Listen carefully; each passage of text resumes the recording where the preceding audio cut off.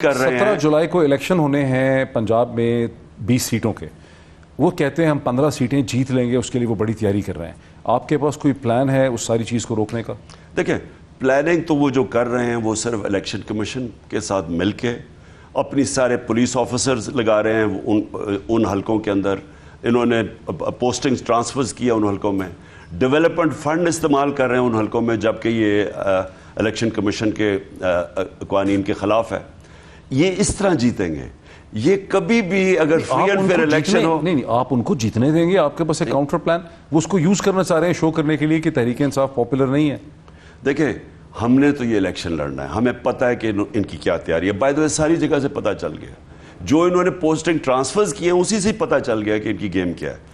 ہم نے تو یہ الیکشن لڑنا ہے, ہم نے پوری طرح کوشش کریں گے اس کو کاؤنٹر کرنے کی. میں یہ سمجھتا ہوں کہ یہ اگر الیکشن جیتے, ان کو اس سطح کی دھاندلی کرنی پڑے گی کہ یہ ابھی سے ساروں کو پتہ چل جائے گا کہ اگر اس طرح اگلا الیکشن کروانا تو کسی نے ماننا ہی نہیں ہے. اگر وہ اس سطح کی دھاندلی نہ کرے, ان کے لیے ناممکن ہے الیکشن جیتنا. میں سمجھتا ہوں کہ جو پبلک کا اس وقت, جو عوام کے اندر اس وقت جو غصہ ہے یہ رجیم چینج کا, پھر غصہ ہے کہ سارے پاکستان کے بڑے بڑے چوروں کو اوپر بٹھا دیا ہے, پھر ان کے کرپشن کیسز معاف ہو رہے ہیں, پھر جو مہنگائی کا سمندر ہے, میں سمجھتا ہوں ان کے لیے کیمپین کرنا مشکل ہوگا. اچھا لیکن خان صاحب, انہوں نے صرف نیب کے کیسز ہی ختم نہیں کیے, انہوں نے الیکٹرانک ووٹنگ مشین بھی ختم کر دی ہے. انہوں نے اوورسیز پاکستانی جن کو آپ نے بلڈ اپ کیا تھا اسٹیک ہولڈر کی حیثیت سے, جن کے ریمیٹنسز پہ 31-32 بلین ڈالر کے ریمیٹنسز آئے, انہوں نے ان کا ووٹ کا حق بھی ختم کر دیا ہے. ان کو شک ہے کہ اوورسیز پاکستانی 176 حلقوں میں جب ووٹ ڈالیں گے تو وہ آپ کو زیادہ ووٹ ڈالیں گے. تو انہوں نے بڑی تیاری کی ہوئی ہے اگلے الیکشن کو بھی مینیج کرنے کے لیے. اور لوگ یہ سمجھتے ہیں کہ آپ کے پاس کوئی کاؤنٹر پلان نہیں ہے, آپ پاپولر ضرور ہیں. اب پتہ نہیں لوگ جلسوں میں کیسے آئیں گے, جب پیٹرول کا ٹینک بھرتا تھا 5,000 روپے کا ہونڈا کا یا ٹویوٹا کا, اب وہ بھر رہا ہے 7,000 روپے کا یا 8,000 روپے کا. تو وہ ان کے پاس ایک پلان ہے, آپ کے پاس پلان نہیں ہے. دیکھیں ہماری پوری تیاری ہے اور کر رہے ہیں ہم الیکشنز کی. ہم پورے پولنگ بوتھس کو مینیج کیسے کرنا ہے, کہ دھاندلی کو کاؤنٹر کیسے کرنا ہے. دیکھیں اب تو لوگوں کو واضح ہو جائے نا کہ انہوں نے کیوں ای وی ایم مشینز نہیں آنے دی. ای وی ایم مشینز, وہ ساری جو دھاندلی ہے نا, وہ ان کی 90% ختم ہو جاتی ہے ای وی ایم مشین سے. وہ کیسے؟ ساری دھاندلی ہوتی کب ہے, جیسے پولنگ ختم ہوتی ہے اور رزلٹ اناؤنس ہو, اس کے بیچ میں ساری دھاندلی ہوتی ہے.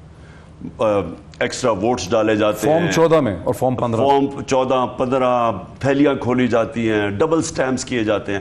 یہ ساری چیزیں 2015 میں جو کمیشن بیٹھی تھی ریگنگ کے اوپر, سپریم کورٹ کے نیچے, چیف جسٹس کے نیچے, اس پہ یہ سب چیزیں آ گئی تھیں کہ وہ اگر آپ ای وی ایم لے آتے ہیں تو یہ سارا کچھ ختم ہو جاتا ہے. کیونکہ کرتے کیا ہیں, ریزلٹس مانیٹر کرتے ہیں, دیکھتے ہیں کہ کن حلقوں کے اندر اتنی میجورٹی سے یہ چینج کر سکتے ہیں, اگر بہت بڑا فرق ہو تو نہیں کر سکتے. یہ سارا ہمیں پتہ ہی کیا کرتے ہیں. ہم نے ای وی ایم مشینز کے اوپر کیوں زور لگایا, کیونکہ اسی کو ختم کرنے کے لیے. انہوں نے کیوں اس کے خلاف گئے, 2 سال سے ہم لگے ہوئے ای وی ایم مشینز پہ, انہوں نے نہیں کرنے دیا اور آہستہ ڈیلے کرتے. اور الیکشن کمیشن کے ساتھ ملی ہوئی تھی, انہوں نے بھی یہ نہیں کرنے دیا, جبکہ رپورٹ تھی جس طرح میں نے کہا سپریم کورٹ کی. دوسری چیز جو اوورسیز پاکستانی, سب سے زیادہ ظلم انہوں نے یہ کیا, کیونکہ ان کو پتہ ہے کہ اوورسیز پاکستانی باہر بیٹھے ہیں, وہ دیکھتے ہیں, وہ زیادہ پاکستان سے پیار کرتے ہیں, باہر جا کے ان کو قدر ہوتی ہے ملک کی, اس شعور بھی انہوں میں زیادہ ہوتا ہے. ان کو پتہ ہے کہ وہ ان کے خاص طور پہ جب سے یہ رجیم چینج ہوا ہے یہ ان کے اگینسٹ ہے. انہوں نے پوری کوشش کی ہے کہ ان کو بالکل ڈسنفرینچائز کریں, ووٹ ہی نہ ڈال سکیں.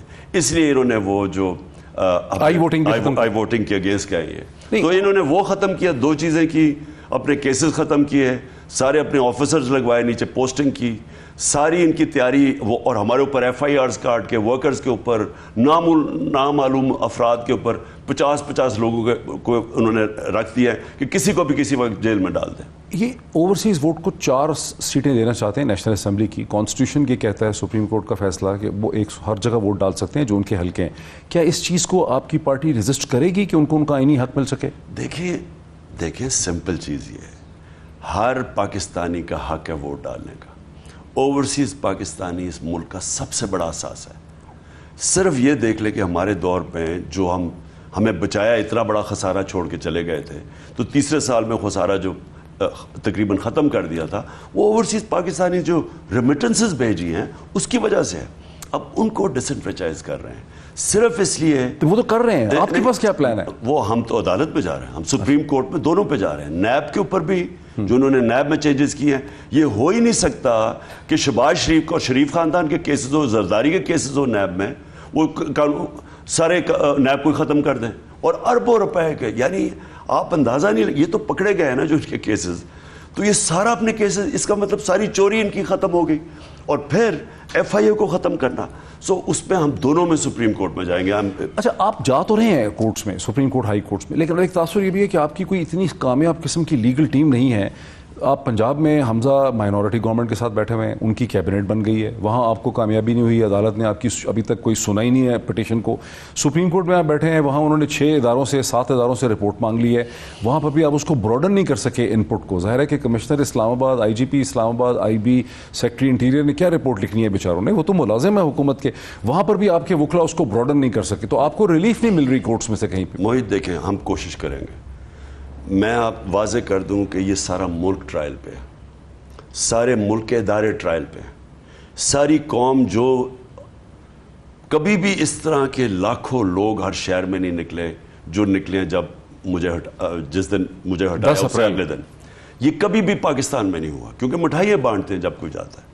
پبلک کے اندر بہت بڑا غصہ ہے, پبلک سارا وقت دیکھ رہی ہے اداروں کی طرف, سارے اداروں کی ذمہ داری ہے. اب یہ جو ساری قوم کے سامنے مجھے جو حیرت ہوتی ہے کہ کون سے دنیا کے ملک میں یہ ہو سکتا ہے کہ سارے ملک کے بڑے بڑے چور جو 30 سال سے چوری کر رہے ہیں, جنہوں نے ایک دوسرے کے خلاف کیسز بنائے ہوئے ہیں, یہ کیسز ان کے دور کے بنے ہوئے ہیں, 95% کیسز تو ان کے دور کے بنے ہوئے ہیں, وہ ان لوگوں کو ملک کے اوپر مسلط کیا جائے اور اس کے بعد ان کی ساری چوری معاف کی جائے. یعنی یہ ملک کی توہین ہے, یہ ساری قوم کی توہین ہے. ایک بریک لینی ہے, لیکن ایک دن پہلے آپ نے کہا کہ بہت بڑا ہم پاور شو کریں گے, سپریم کورٹ کے فیصلے کا انتظار کریں. کیا انتظار کر رہے ہیں سپریم کورٹ کے فیصلے کا, کیا پاور شو؟ ہم دیکھیں, سپریم کورٹ نے ایک تو جے آئی ٹی کی رپورٹ سامنے آ گئی. اب جس طرح وہ سرکاری رپورٹ ہے, جن لوگوں نے ظلم کیا تھا ان سے رپورٹ رکھوا دی. یعنی یہ تو ساری قوم نے دیکھا ہے اپنے سامنے.